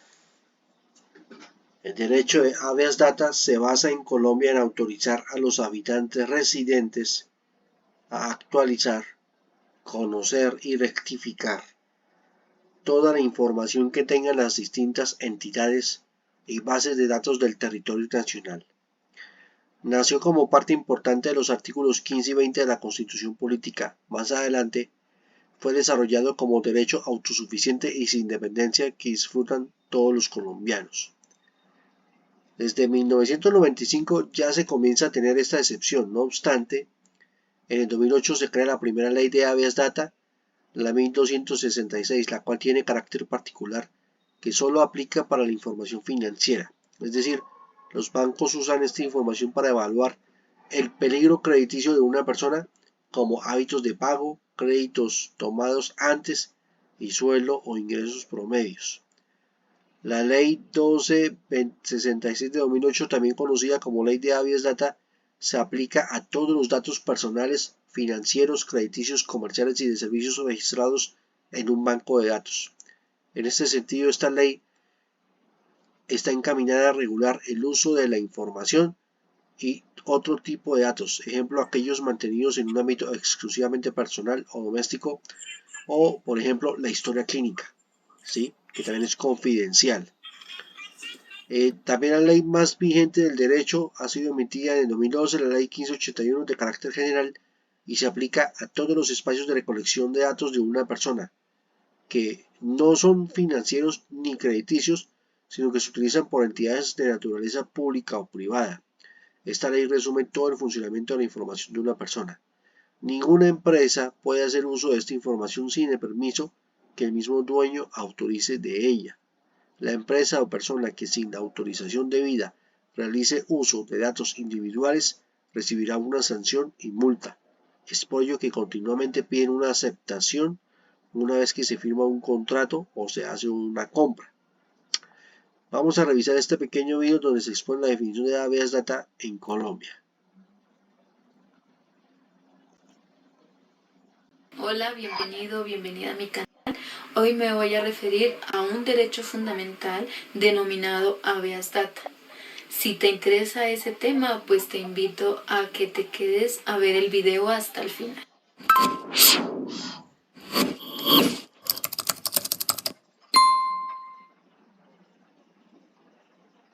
Soy Nancy Alarcón, abogada, y pues como ya conocen, este canal tiene fines educativos, por lo cual esta información puede variar dependiendo del caso. Por esto es importante que si requieres un asesoramiento, pues es importante que lo hagas de manera personalizada, porque, pues como les digo, esta información es de manera general. Los temas abordados en este canal son netamente jurídicos, relacionados con el derecho colombiano. Así pues que si te interesa esta área del conocimiento, pues también te invito que, por ejemplo, vayas a mi página www.tuabogadaaunclic.com. Allí vas a encontrar diferentes artículos en diversas áreas del derecho. También si, por ejemplo, quieres que aborde una temática en específico, pues sería importante que me dejaras el tema en la sección de comentarios. Inicialmente para mí es importante conocer las impresiones que tienes frente a los videos, a los contenidos, si consideras que, por ejemplo, la información es muy jurídica y que los términos tal vez no son aprehensibles para la sociedad en general, pues entonces me gustaría eso, saber qué opinas al respecto. Bueno, sin más preámbulos, entramos hoy a lo que ya muchos conocemos, que es el habeas data, contemplado en el artículo 15 de la Constitución Política. Por esto, pues es un derecho fundamental. Ese artículo 15 establece que todas las personas tienen derecho a su intimidad personal y familiar, a su buen nombre, y el Estado pues debe respetarlos y también hacer respetar ese derecho. De igual modo, se tiene derecho a conocer, actualizar y rectificar las informaciones que se hayan recogido sobre nosotros, por ejemplo, en bancos de datos y en archivos de entidades tanto públicas como privadas. Está reglamentado por la Ley 1266 del 2008, donde se establecen, por ejemplo, unos principios para el manejo de la información, entre algunos de los cuales está, por ejemplo, que la información que recojan los bancos de datos pues debe ser veraz, completa, exacta, actualizada, comprobable y comprensible. Si por ejemplo esto no se garantiza, pues ya podemos acudir a través, por ejemplo, de una acción de tutela para proteger nuestro derecho fundamental al buen nombre, a la intimidad y demás, a la honra, por ejemplo. Los bancos de datos pueden guardar esa información que nosotros hemos autorizado, de lo contrario no lo pueden hacer. También esa información pues no puede circular libremente. La información que se autoriza a un banco de datos es para este y no para todo el mundo, por ejemplo, no debe de ser de acceso público. Los bancos de datos también deben garantizar la seguridad de la información, de los registros, evitando, por ejemplo, adulteración, pérdida, consulta o uso no autorizado. Les voy a mencionar un caso para que podamos entender un poco mejor este derecho fundamental. Resulta que Sutanito contrató el servicio de internet con X empresa y pues él no quedó conforme con el servicio prestado y solicitó la cancelación, pero resulta que esa empresa no hizo la cancelación o no quedó registrado y pasó tiempo. Después él va a solicitar un crédito y resulta que no, porque aparece que está en mora, ¿sí? Se reportó esa información a las centrales de riesgo y pues ya no puede solicitar ningún préstamo, por ejemplo. Entonces, ante eso, pues podemos acudir a ese derecho, a ese amparo, ¿no? A través, por ejemplo, de una acción de tutela. Entonces podemos solicitar pues que corrijan esa información. Resulta que, por ejemplo, en este caso, pues esa empresa sí aceptó incluso hizo eso, la cancelación de ese contrato, pero nunca lo registró, nunca pues hizo la debida anotación, más bien reportó, como les digo, la mora que tenía esta persona. Pues eso resulta que pues finalmente lo termina aún afectando. Por esto es importante recordar este derecho y recordar pues que tenemos ese recurso de la acción de tutela para poder garantizar, proteger y solicitar la garantía de nuestro derecho. Otro caso es el de que, por ejemplo, una persona fue reportada y pues él nunca había solicitado un préstamo, por ejemplo, en el ICETEX. Sin embargo, pues aparecía toda la información de esta persona. En este sentido hay dos situaciones. Una, la falsedad de documento, porque él pues nunca firmó el pagaré y el acta de compromiso y demás. Y lo otro, pues la búsqueda de la protección de ese derecho fundamental del buen nombre. Ahí es importante mencionar que si, por ejemplo, se tienen otros recursos para la búsqueda de la protección de ese derecho, pues no se debe acudir a la acción de tutela. Recuerden que la acción de tutela solamente procede cuando no hay otros recursos para proteger ese derecho. Entonces, en este sentido, por ejemplo, cuando es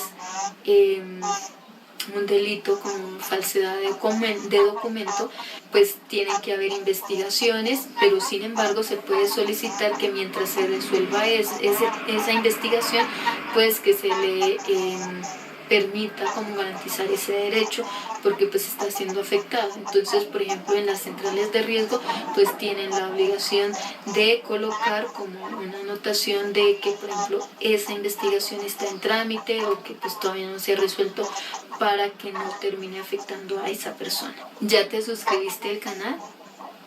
Te invito a que lo hagas, actives la campanita para recibir notificaciones del contenido que se presenta semana tras semana en el canal. Ya teniendo un poco más claro acerca de qué es el habeas data, pues es importante mencionar que en algunos momentos se puede circular esa información dependiendo del caso. En este sentido, por ejemplo, a los titulares, es decir, a la persona pues como tal afectada, o la persona a la que le corresponden esos datos, esa información, pues tiene el derecho de conocer toda la información que hay en esa base de datos con respecto a esa persona. También a personas, por ejemplo, autorizadas. Si yo autorizo a Pepito pues a que tenga acceso a mi información, pues los bancos de datos deben de otorgarle esa información. Ante cualquier autoridad judicial, previa orden judicial, pues también pueden conocer esa información que hay con respecto a mi persona en la base de datos. A los órganos de control y demás dependencias de investigación disciplinaria, fiscal o administrativa, pues cuando la información sea necesaria para el desarrollo de una investigación. Y a otros operadores de datos cuando hay una previa autorización del titular. Y a otras personas pues que son autorizadas por la ley. Pero pues solamente es en esos casos cuando puede circular mi información. ¿Cuáles son los deberes de esos operadores de los bancos de datos?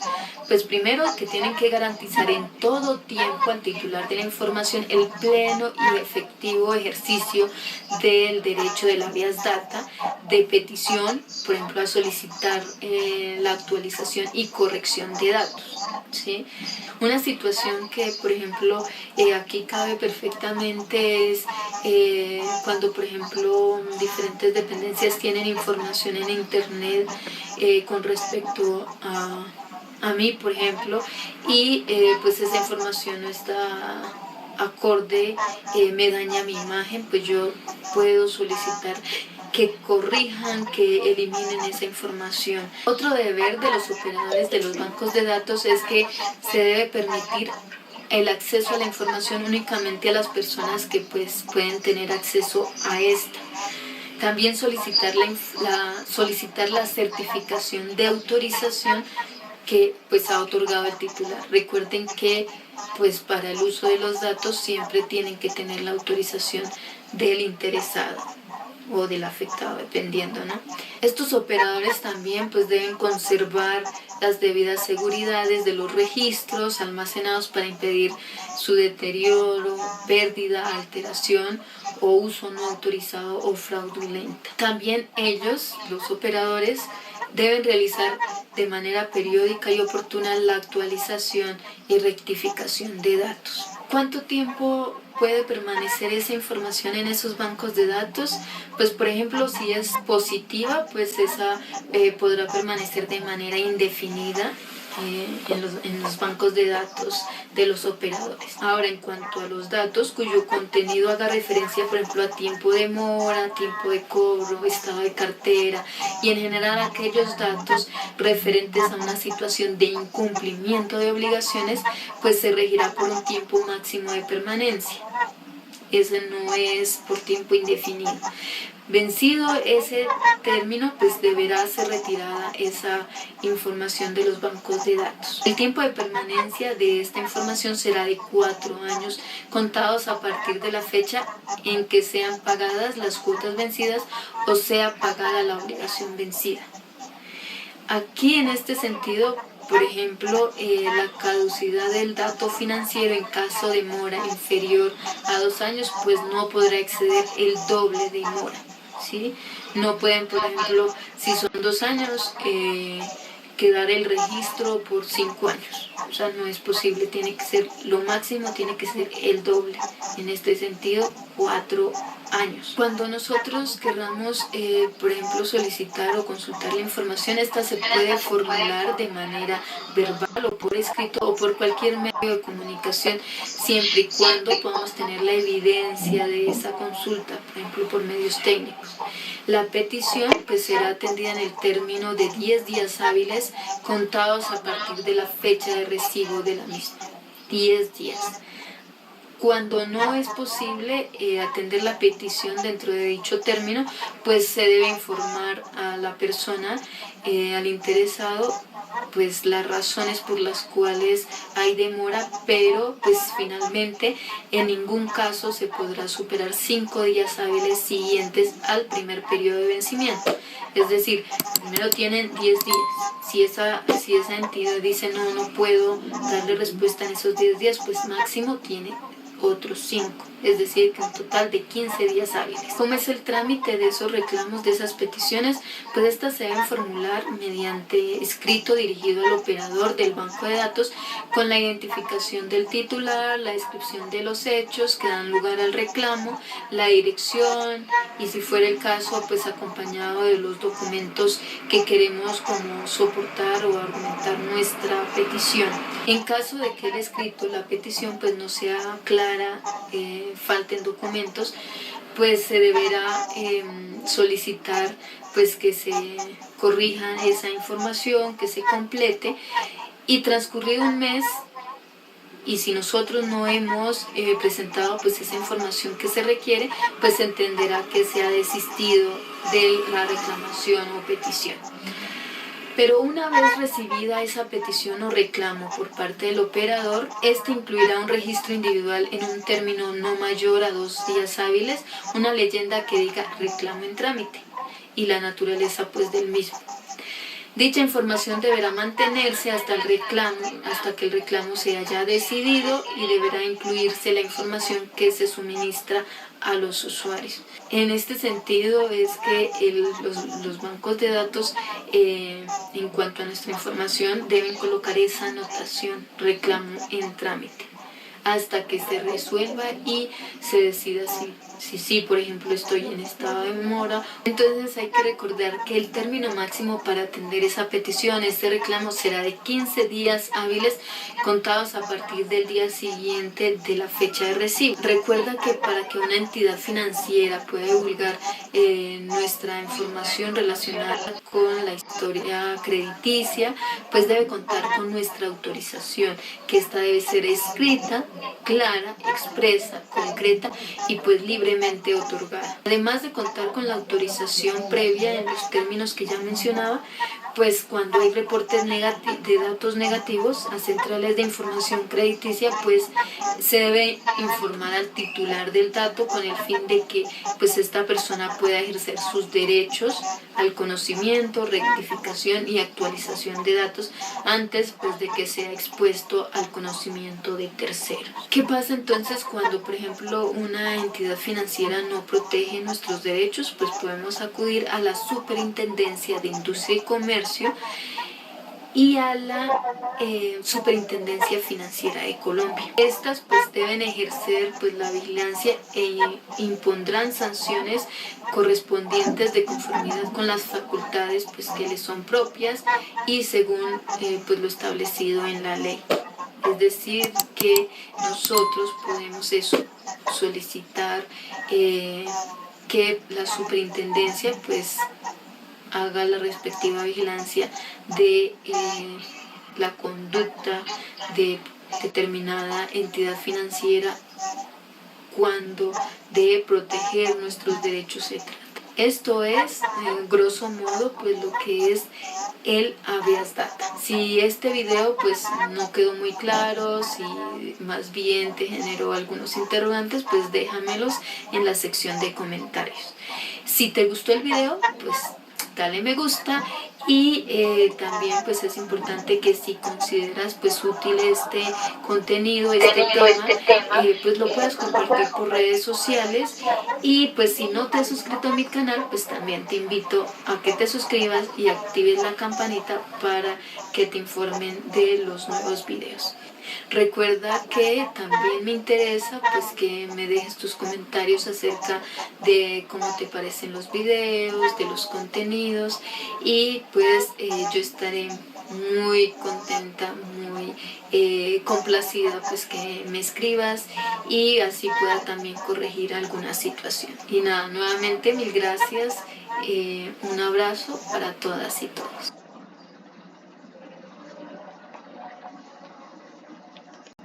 Muy bien,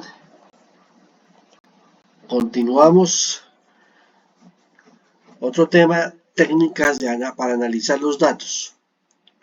Los métodos y técnicas para analizar los datos son útiles para encontrar información en los datos como métricas, hechos y cifras. Los dos métodos principales de análisis de datos son las técnicas de análisis de datos cualitativos y técnicas de análisis de datos cuantitativos.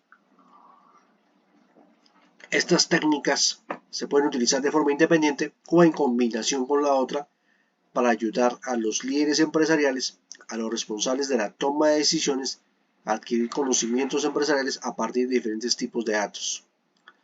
Análisis de datos cuantitativos. Implica trabajar con variables numéricas, incluyendo estadísticas, porcentajes, cálculos, mediciones, ya que la naturaleza de estos datos es numérica. La técnica de este análisis de datos cuantitativos suele incluir el trabajo con algoritmos, herramientas de análisis matemático o programas informáticos para manipular los datos y descubrir ideas que revelan el valor empresarial. Por ejemplo, un analista de datos financieros puede cambiar una o más variables en el balance de Excel de una empresa para proyectar los futuros resultados financieros de su empleador. El análisis de datos cuantitativos también puede utilizarse para evaluar los datos del mercado y ayudan a una empresa a fijar un precio competitivo para su nuevo producto. En este caso, otra vez, nuevamente les insisto, vayan investigando acerca de la herramienta de Microsoft Power BI, ¿sí? Y tengo entendido que el SENA, bueno, ya no sé si de manera virtual, pero de manera presencial, ya el SENA está desarrollando cursos complementarios del manejo de la herramienta de Microsoft Power BI.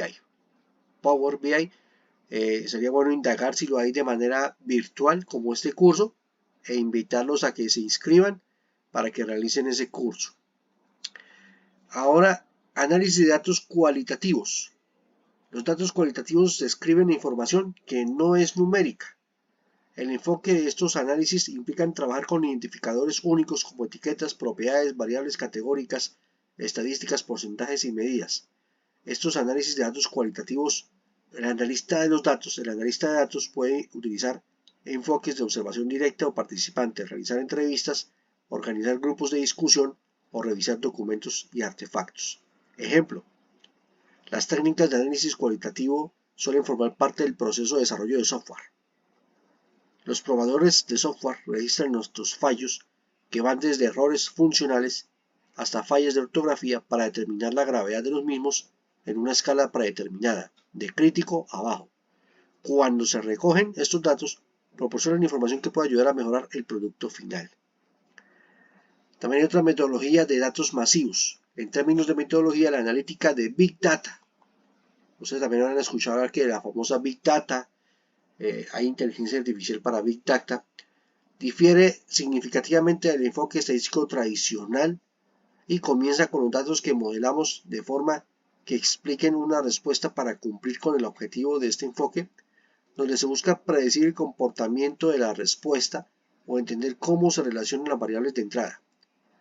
En los diseños experimentales estadísticos se desarrolla un experimento y se obtienen datos como resultado. Esto permite generar datos de forma que pueden ser utilizados por un modelo estadístico, donde se cumplan ciertos supuestos como la independencia, la normalidad y la aleatoriedad. En el análisis de la Big Data se nos presentan los datos. Podemos diseñar un experimento que cumpla con el modelo estadístico favorito. Aplicaciones de analítica a gran escala. Se necesita una gran cantidad de trabajo, normalmente el 80% del esfuerzo es solo para limpiar los datos, de modo que puedan ser utilizados por un modelo de aprendizaje automático. Puede ser que existan aplicaciones de analítica, ¿cierto? Investiguen si en sus smartphones, ya sea los smartphones con operadores, con el sistema operativo Android o iOS, de pronto existen aplicaciones de analítica de datos. También se tiene en cuenta tienen relación con este curso, o software también relacionado con la analítica de datos. No hay una metodología única a seguir en las aplicaciones reales a gran escala. Una vez definido el problema de negocio, se necesita una etapa de investigación para diseñar la metodología a utilizar. Es relevante mencionar unas pautas generales que se apliquen a casi todos los problemas. Una de las tareas más importantes en el análisis de Big Data es el modelado estadístico, es decir, los problemas de clasificación o regresión supervisados y no supervisados. Una vez que los datos se han limpiado, preprocesado, disponibles para el modelado, se debe tener cuidado en la evaluación de diferentes modelos con métricas de pérdida razonables y luego, una vez que el modelo se implemente, se debe informar de la evaluación y los resultados. Un error común en la modelización predictiva es limitarse a implementar el modelo y no medir nunca su rendimiento. Esto es clave.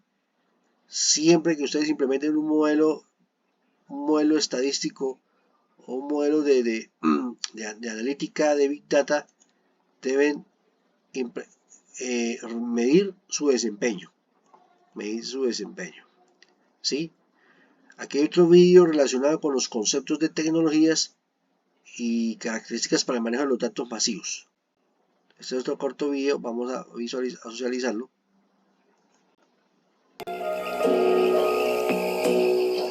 Pero ¿de dónde provienen los datos? Ya vimos la definición de datos. ¿De dónde provienen esos datos? Vamos a conocerle como datos masivos. Todo lo que nosotros generamos, todo el tráfico que se está generando a través de la red, se le conoce como datos masivos. El término datos masivos podemos verlo como que son datos que son tan grandes, rápidos y complejos y que se vuelven imposibles de guardarlos de manera tradicional. Comúnmente nosotros, ¿cómo guardamos la información? Ustedes hacen un pequeño sistema, tienen una base de datos y van guardando los datos. Pero ahora imagínense cómo pueden guardar todos los clics o todas las acciones que realicen a través de Facebook. No vamos a utilizar una base de datos normal. Si yo di 2 clics, 3 clics, voy dando clics en cuestión de segundos, ¿qué tipo de base de datos voy a utilizar? Imagínense que un sensor, un carro de los autónomos que tiene Google o que tiene Tesla, ¿qué va a pasar? Cuando nosotros empezamos a recibir todos esos datos, ¿cómo los vamos a almacenar? Porque los sensores envían información de manera constante. Ahora, todos esos datos se tienen que recibir y se tienen que procesar. Antes de que lleguen a guardarse, se tienen que procesar. Pero ¿qué pasa con los datos comunes?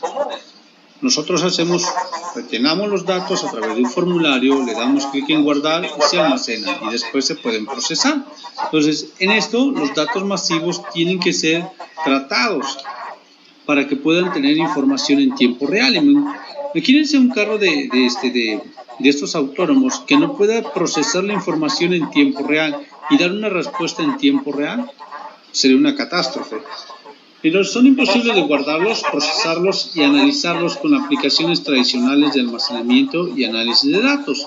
Entonces no voy a utilizar aplicaciones tradicionales para que yo pueda guardar un dato. No voy a utilizar MariaDB o Access, sino que o Postgre o SQL Server. Debo utilizar herramientas que me permitan almacenar de manera correcta esa cantidad de datos. ¿Cuándo voy a considerar un dato masivo? ¿Cómo puedo considerar datos masivos? Bueno, de acuerdo a Paul Psicopoulos de IBM, estableció que se necesita entre 200 y 600 terabytes para que los datos se consideren masivos. Si nosotros no tenemos esta gran cantidad de datos, no podemos considerarlos como masivos. Entre 200 y 600 terabytes. ¿Cuáles son las características que van a tener los datos masivos? Bueno, aquí se habla de las 4 V de los datos masivos, que son volumen, velocidad, variedad y veracidad. ¿Qué se refiere en cuanto a volumen? Bueno, los datos van creciendo, ya vimos, de manera exponencial. Los datos hoy en día son muy importantes, pero es muy importante también saber que los datos no crecen de manera lineal, van creciendo de manera exponencial. Y de esa manera los datos se van almacenando y se tienen que ir procesando. Entonces, la segunda es las formas de datos de variedad. La parte de la variedad. Tenemos diferentes tipos de datos. Hay datos de audio, de video, de localizaciones, de sensores, de correo electrónico, de streaming. ¿Ya? Entonces tenemos una gran cantidad de datos que se está manejando, ¿no? En cuanto a la velocidad, y aquí es muy importante, el análisis de los datos, del flujo de datos debe ser analizado en tiempo real y esa velocidad de procesamiento debe ser en fracciones de segundo. En cuanto a la veracidad, también hay que tener esa incertidumbre sobre los datos. No todo lo que nos envíen se va a almacenar. Hay que tener criterio para poder verificar esos datos, que si realmente son útiles, si nos van a servir para algo. Esas son las características de los datos masivos. Es decir, en cuanto a su volumen, qué tanto se va almacenando. A la parte de la velocidad, los datos se van procesando en tiempo real y necesitan ser procesados a grandes velocidades. La variedad, que tenemos diferentes tipos de datos, de cualquier categoría o de cualquier tipo de dato vamos a encontrar. Y sobre todo la veracidad, que algunos datos no van a sernos útiles, son datos basuras y no nos van a servir para poder hacer nuestro análisis de datos.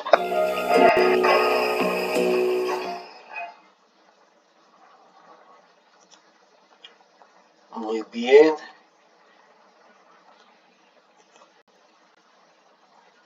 Ahora está el tema del proceso administrativo, que es utilizado por la gestión de la misma empresa a través de sus 4 fases: planear, controlar, organizar y dirigir. La mayoría de los puestos y departamentos de una empresa tienen tareas específicas basadas en conocimientos particulares, experiencias o necesidades de la empresa. Los directivos pueden tener un conjunto de responsabilidades más amplio y complejo. Más que un conocimiento especializado, la gestión requiere la capacidad de sortear numerosos retos procedimentales, estructurales e interpersonales en el proceso de guiar a su equipo hacia la consecución de diversos objetivos. Aunque Henry Fayol identificó originalmente 5 elementos, en la actualidad existen 4 funciones de gestión aceptadas que engloban estas habilidades necesarias: planificar, organizar, dirigir y controlar. Vamos a socializar rápidamente la planificación. Una de las principales funciones de un directivo es crear un plan para alcanzar las metas y objetivos de la empresa. Esto implica asignación de recursos a los empleados y delegación de responsabilidades, así como el establecimiento de plazos y normas realistas para su cumplimiento. La planificación requiere que los directivos comprueben continuamente el progreso del equipo para hacer pequeños ajustes cuando sea necesario, sin dejar de mantener una imagen clara de los objetivos más amplios de la empresa. Gran parte de la función de planificación consiste en trabajar de forma independiente para determinar qué responsabilidades deben asignarse a cada empleado, establecer niveles de prioridad para determinar tareas y crear calendarios. Sin embargo, la comunicación también desempeña un papel importante. Ejemplo, los directivos se ocupan de la planificación cuando se reúnen con la dirección de la empresa para hablar de los objetivos a corto y largo plazo, o cuando comunican los detalles de un nuevo proyecto a su equipo, o se reúnen periódicamente para asegurarse de que los objetivos individuales se cumplan en el tiempo. Ahora, la organizar, además de planificación, la capacidad organizativa de un directivo puede ayudar a garantizar el buen funcionamiento de una empresa o unidad departamental, desde el establecimiento de procesos y estructuras internas hasta saber qué empleados o equipos son los más adecuados para tareas específicas, mantener a todos y todos organizados a lo largo de las operaciones diarias, que son funciones importantes de la gestión. Sin embargo, la organización no solamente consiste en delegar tareas de forma eficiente y asegurarse de que los empleados tienen lo que necesitan para realizar sus actividades. Los directivos también deben ser capaces de reorganizarse en respuestas a los nuevos retos. Esto se puede traducir en la práctica en un ligero ajuste del calendario de un proyecto o en la reasignación de tareas de un equipo a otro. O bien puede significar una alteración significativa de la estructura interna de un equipo y sus funciones en respuesta al crecimiento de la empresa. Dirigir. Los directivos también deben sentirse cómodos y seguros al mando de las tareas diarias de los miembros de su equipo, así como durante los periodos de cambios o retos importantes. Esto implica proyectar un fuerte sentido de dirección y de liderazgo a la hora de establecer objetivos y comunicar nuevos procesos, productos, servicios o políticas internas. El liderazgo puede manifestarse de diversas maneras. Ejemplo, reconociendo cuando los empleados necesitan un estímulo extra de refuerzo y elogio, o manejando los conflictos entre los miembros del equipo de forma justa y decisiva. A menudo los directivos pueden actuar como líderes incluso durante las pequeñas interacciones personales, moderando cualidades de apoyo, estímulo y motivación. Y controlar, para garantizar que todas las funciones anteriores se contribuyan al éxito de la empresa. Los directivos deben supervisar constantemente el rendimiento de los empleados, la calidad del trabajo y la eficacia y la fiabilidad de los proyectos realizados. El control de la gestión consiste en asegurarse de que los objetivos finales de la empresa se estén cumpliendo adecuadamente, así como realizar cambios necesarios cuando no es así. Aunque algunas de las funciones mencionadas en la gestión pueden extenderse a partir de la experiencia y habilidades desarrolladas en los puestos de entrada, la formación y las educaciones formales aportan ventajas. Cursar una especialización en administración de empresas puede ayudar a la oportunidad de estudiar la filosofía y las mejores prácticas de gestión para ayudar a prepararse para ocupar puestos de dirección tras la graduación. Este está el tema de planeación estratégica. Vamos a ver este video de cuánto es. Así este video es cortico. Planeación estratégica. La concepción de cualquier presupuesto consiste en anticiparse a las implicaciones futuras, así que para elaborar uno, lo más importante es definir los planes de la empresa en el mediano y largo plazo, así como las acciones y sus posibles consecuencias dentro de este escenario. Con una estrategia clara que indique cuáles serán los aspectos a priorizar, el presupuesto tendrá una distribución determinada, puesto que a fin de cuentas, este se trata de una especie de cuantificación de los planes organizacionales a futuro. Para llevarla a cabo, es importante que se involucren los directivos de todas las áreas que implementarán las medidas. Así, la planeación estratégica también funcionará como medio de comunicación de abajo hacia arriba, atravesando todos los niveles de la empresa, puesto que los directivos requerirán de los operarios para aplicar las estrategias propuestas. El esquema de planeación debe tener presente en primer lugar la razón de ser de la compañía, luego posicionarla dentro de las condiciones del ambiente en la que lleva a cabo su operación, mientras que de manera simultánea se evalúan las fortalezas y debilidades a nivel interno. De ello surgirán una serie de objetivos a alcanzar a través de acciones claras a aplicar.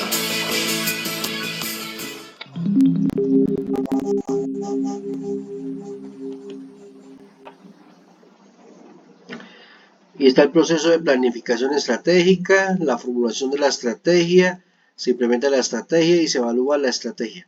Bueno, aquí también habla el tema de la proyección de mercado. Y listo, estimados aprendices. Ya dejo de presentar.